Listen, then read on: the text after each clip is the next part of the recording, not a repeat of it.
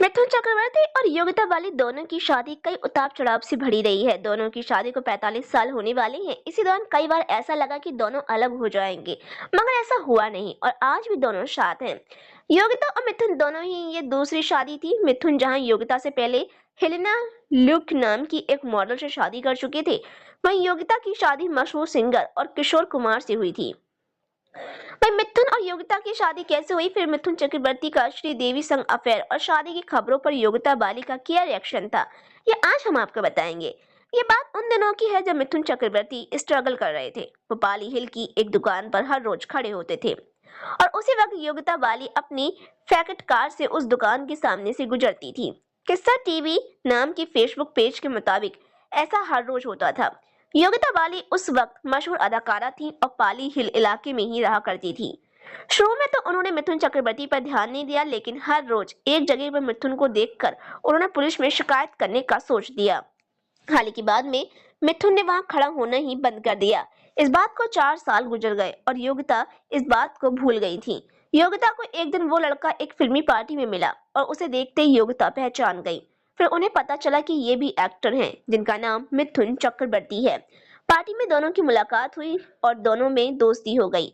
वक्त गुजरा और दोनों में दोस्ती गहरी हुई। बाद में दोनों ने कुछ फिल्मों में साथ काम किया और दोनों की दोस्ती प्यार में तब्दील हो गई। मिथुन और योगिता एक बार किसी फिल्म की शूटिंग के लिए ऊटी गए। दोनों को ऊटी पसंद आया।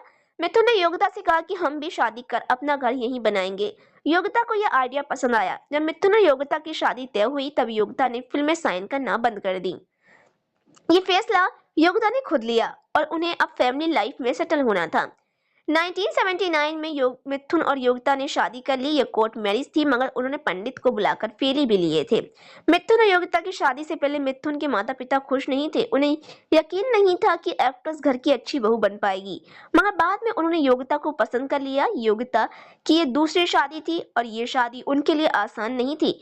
साल 1976 में योगिता की शादी किशोर कुमार से हुई, मगर 3 साल बाद दोनों ने अलग हुए। जब मिथुन से योगिता का अफेयर शुरू हुआ, उस वक्त वो किशोर कुमार के साथ रिश्ते में थी। किशोर कुमार को जब खबर लगी कि उनकी पत्नी योगिता बाली का अफेयर मिथुन चक्रवर्ती के साथ चल रहा, तो वो खूब गुस्सा हुए और उन्होंने मिथुन की किसी भी फिल्म में गाने गाने से मना कर दिया। मिथुन के लिए गाने गाने के लिए फिर मौका मिला मोहम्मद अजीज, शबीर कुमार और सुदेश भोसले को।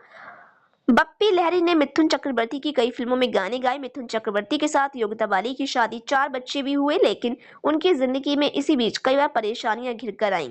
इसकी वजह थी मिथुन चक्रवर्ती के अफेयर की खबरें। दिन आए दिन एक्ट्रेस के साथ मिथुन का नाम जुड़ता था, मगर सबसे ज्यादा चर्चाओं में आया श्रीदेवी के साथ। मिथुन और श्रीदेवी को लेकर तो यहाँ तक खबरें आई थी कि दोनों ने शादी कर ली है। मिथुन ने यह कहकर श्रीदेवी से शादी की थी कि वो शादी जल्द ही योगिता बाली को तलाक दे देंगे।